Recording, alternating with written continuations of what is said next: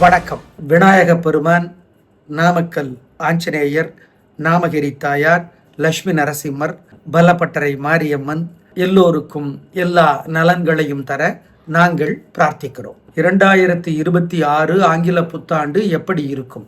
நீங்க பிறந்த நேரத்தில் கிரக நிலைகள் எப்படி இருக்குது அப்படிங்கிறத உங்க ஜாதகம் சொல்லும். 2026 எப்படி இருக்குது அப்படிங்கிறத கிரக நிலைகளை அடிப்படையாக வச்சு நாங்கள் சொல்கிறோம். நீங்கள் பிறந்த நேரத்து ஜாதகம் 50 மார்க்கை தரும். இந்த வருடத்து கிரக நிலைகள் 50 மார்க்கை தரும். ரெண்டையும் கூட்டி நீங்கள் பார்த்துக்கணும். 2026 நாங்கள் சொல்லிடுறோம். நீங்கள் பிறந்த நேரத்து கிரக நிலைகள் உங்கள் ஜாதகத்தை நீங்கள் ஜோசியர்கிட்ட காட்டி கேட்டுக்கணும். ரெண்டு சேர்த்தாதான் பலன் சரியாக வரும். ஆம், 2026 கிரக நிலைகள் எப்படி இருக்கு? இந்த வருடம் முழுக்க சனி பகவான் மீனத்தில் இருக்கிறார். ஜனவரியிலிருந்து டிசம்பர் வரைக்கும். சனி பெயர்ச்சி மார்ச் 6 சரிதான், ஆனா அதற்கான விளைவு ஆரம்பிச்சோம். குரு பகவான் ஜனவரியிலிருந்து ஏப்ரல் மாசம் வரைக்கும் மிதுனத்தில் இருக்கிறார். மே மாசத்திலிருந்து கடகத்துக்கு வந்துடுறார். 26 தான் மே மாசம் குரு பெயர்ச்சினாலும் அதனுடைய விளைவு மே மாசமே ஆரம்பிச்சிடும். செப்டம்பர் மாதம் வரைக்கும் கடகத்தில் இருக்கிறார். அக்டோபர்ல இருந்து சிம்மத்துக்கு வந்துடுறார். யாரு? குரு பகவான். அதனுடைய விளைவு சிம்மத்தில் குரு பகவான் இருக்கிறதுக்கான விளைவு அக்டோபர் மாதமே ஆரம்பிச்சிடும். நவம்பர் மாதம் 13ஆம் தேதி ராகு கேது பெயர்ச்சி, அதனுடைய விளைவு அக்டோபர் மாதமே ஆரம்பிச்சிடும். அப்போ இந்த 2026 3ஆ பிரிச்சுக்கலாம்.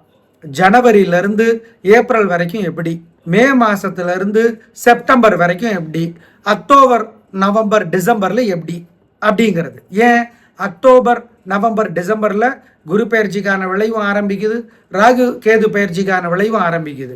ஏப்ரல் வரைக்கும் குரு பகவான் மிதுனத்தில் இருக்கிறார். மே மாசத்திலிருந்து செப்டம்பர் வரைக்கும் குரு பகவான் கடகத்தில் இருக்கிறார். இந்த அடிப்படையில நாங்க ராசி பலனை சொல்றோம். எங்களுடைய கணிப்பு வாக்கிய பஞ்சாங்கத்தின்படி செய்யப்பட்டிருக்கிறது. எது சரி அப்படிங்கிறது உங்க கணிப்புக்கு நீங்க வச்சுக்கோங்க. நாங்க சொல்றது வாக்கிய பஞ்சாங்கப்படி தான் சொல்றோம். ஏன்னா திருநள்ளாறுல வாக்கிய பஞ்சாங்கப்படி தான் சனி பெயர்ச்சி, ஆலங்குடியில குரு பெயர்ச்சி வாக்கிய பஞ்சாங்கப்படி தான். அதனால நாங்கள் இந்த அடிப்படையிலே பலன்களை சொல்லுகிறோம். இந்த அறிமுகத்தோடு ஒவ்வொரு ராசிக்கும் என்ன எப்படி என்பதை சொல்லுகிறோம். ரிஷப ராசிக்கார நேயர்களே, சனி பகவான் இந்த வருடம் முழுக்க உத்தியோகம், வியாபாரம், கலைத்துறை, அரசியல், குடும்பம் எல்லாத்திலையும் லாபத்தை பெருக்குவார். ஒரே வார்த்தை, சனி பகவான் உதவி செய்கிற 3 ராசிகள்ல உங்களுது ஒண்ணு இந்த வருஷம் முழுக்க. சூப்பர். ராகு பகவான் செப்டம்பர் வரை உங்கள் ராசிக்கு 10ஆம் இடத்திலே இருந்து கொண்டிருப்பார். அதனால உதவி 60, தொல்லை 40. ஆமா, எல்லாத்துலயும், உத்தியோகத்துல, வியாபாரத்துல, தொழில்ல, ஏன்னா 10ஆம் இடம். அதனால கேது பகவான் செப்டம்பர் வரைக்கும் உங்களுக்கு 4ஆம் இடத்துல இருக்கிறார். அதனால வீடு, பூமி, சொத்து, சுகம் சம்பந்தமா உங்களுக்கு தொல்லைகளை கொடுப்பார். இந்த குரு பகவான் இருக்கிறாரு, உங்களுக்கு ஏப்ரல் வரைக்கும் ஏகப்பட்ட உதவிகளை செய்வார். வருமானம் சிறக்கும், குடும்பத்திலே நிம்மதி உயரும், பிரமாதமா இருக்கும். ஆனா மே மாசத்துல இருந்து செப்டம்பர் வரைக்கும் உங்களுக்கு ஏகப்பட்ட செலவுகளை தருவார். வீண் செலவுகளையும் தருவார், சுப செலவுகளையும் தருவார். ஆனா வீண் செலவுகள் அதிகமா இருக்கும். அடிப்படையில ரிஷபம் பொதுவாகவே செலவாளி. அதை சரின்னு நினைக்கிறவங்க வேற. செலவு பண்ணி தாங்க தீரணும், இல்லாட்டி இன்னும் பெரிய செலவாயிருக்கும் அப்படின்னு சொல்றது யாருன்னா ரிஷபம் தான். அதனால குரு பகவான் இந்த வருடம் முழுக்க மே மாசத்திலிருந்து உதவியா இல்லை, அக்டோபர்ல இருந்து 4ஆம் இடத்துக்கு போகிறார். அதுவும் வீடு, பூமி, சொத்து, சுகம், அம்மா சம்பந்தப்பட்ட விஷயத்துல சிக்கலை தருவார். ஆக ரிஷப ராசிக்கு இந்த வருடம் 50க்கு 40 மதிப்பெண்களை தருகிறது. சார், மீதம் 50 உங்க பிறந்த ஜாதகத்தை ஜோசியர்கிட்ட காட்டி கேட்டுக்கணும். ஏன்னா ரிஷப ராசிக்கு சனி ரொம்ப அடிப்படையில நல்லவர், யோக காரகன். குரு அடிப்படையில கெட்டவர், அதுவும் இருக்கு. அதனால சில நுட்பமான விதிகளின்படி ஜோசியர் உங்க பிறந்த ஜாதகத்தை பார்த்து 50க்கு எவ்வளவுன்னு சொல்லுவார்.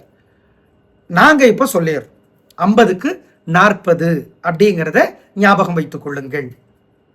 மொத்தத்தில் இந்த ஆங்கில புத்தாண்டு பெட்டர். போன வருஷத்தை விட இது பெட்டர் தான். பொதுவாக எங்கள் கணிப்பில் 2026 எப்படி இருக்கும் என்றால், சனி பகவான் மீனத்திலே குருவினுடைய வீட்டிலே இருப்பதால், குரு நல்ல கிரகம், சுப கிரகம் என்பதால் சனியினுடைய தொல்லை பொதுவாகவே எல்லோருக்கும் குறைவாக இருக்கும் என்பதை ஞாபகம் வச்சுக்கோங்க. அப்புறம் ஜனவரி முதல் மே வரை ராகு பகவானுக்கு குருவனுடைய பார்வை இருக்கிறது.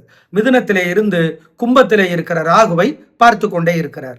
அதனாலே ராகுவினால் ஏற்படுகிற தொல்லைகளும் பொதுவாக எல்லோருக்கும் குறைவாகத்தான் இருக்கும். ஆனா குறைவாக இருக்கும். ராகு தொல்லை பண்ணாமல் இருக்க மாட்டார், சனியும் தொல்லை பண்ணாமல் இருக்க மாட்டார். நல்ல வேளையாக சிம்மத்திற்கு குரு பகவான் அக்டோபரிலிருந்து வருகிறார். இந்த அக்டோபர், நவம்பர், டிசம்பர் இந்த 3 மாதமும் திரும்பவும் ராகுவை குரு பார்க்கிறார். நடுவிலே குரு மேவிலிருந்து செப்டம்பர் வரை கடகத்திலே இருக்கிறார். அப்பொழுதுதான் குருவிற்கு ராகு பகவானை பார்க்கிற வாய்ப்பு இல்லை.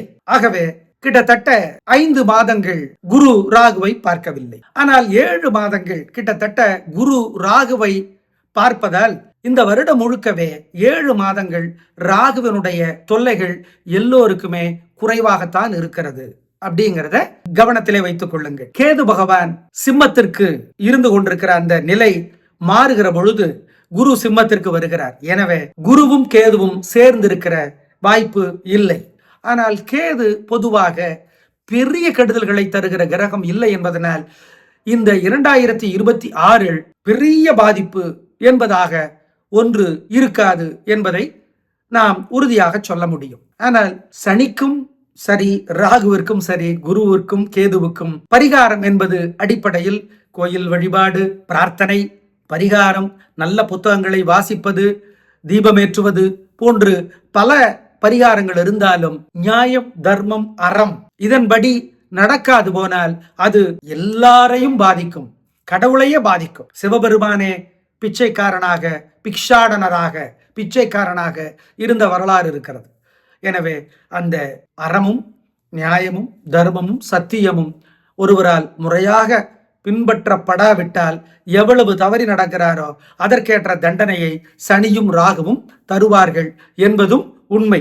ஆகவே அஷ்டமசனியோ, கண்டச்சனியோ, அர்த்தாஷ்டமச்சனியோ, ஏழரை சனியோ தண்டனை காலம். சட்டத்தினால் தண்டிக்கப்படாத நம்முடைய குற்றங்களை, நம்முடைய தவறுகளை, பாவங்களை சனி பகவானும் ராகுவும் தண்டிப்பார்கள் என்பதுதான் நிச்சயம்.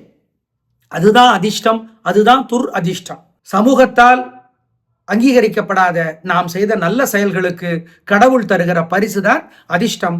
அதை குரு தருவார், கேது தருவார். சமூகத்திடமிருந்து, சட்டத்திடமிருந்து நாம் தப்பித்து கொண்ட, நாம் செய்த பாவங்களுக்கும் குற்றங்களுக்கும் சனியும் ராகுவும் தண்டனை தந்தே தீருவார்கள்.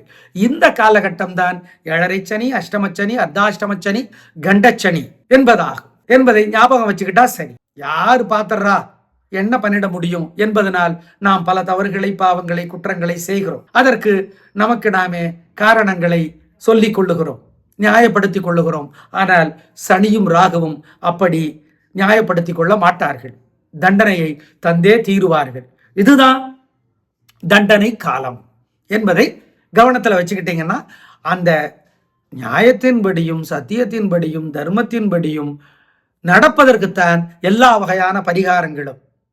சனிக்கும் சரி, ராகுவுக்கும் குருவுக்கும் கேதுவுக்கும் செய்கிற பரிகாரங்கள் எல்லாம் இதுதான்.